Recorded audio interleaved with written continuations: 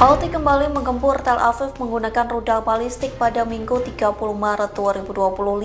Namun Israel mengklaim berhasil mencegat rudal balistik tersebut. Namun pecahan rudal itu dilaporkan justru membuat seorang wanita sekarat. Dikutip dari The Times of Israel, sirine kembali meraung-raung di Israel Tengah menyusul peluncuran rudal balistik dari Yaman. Pertahanan udara Israel mengklaim berhasil mencegat rudal balistik Houthi.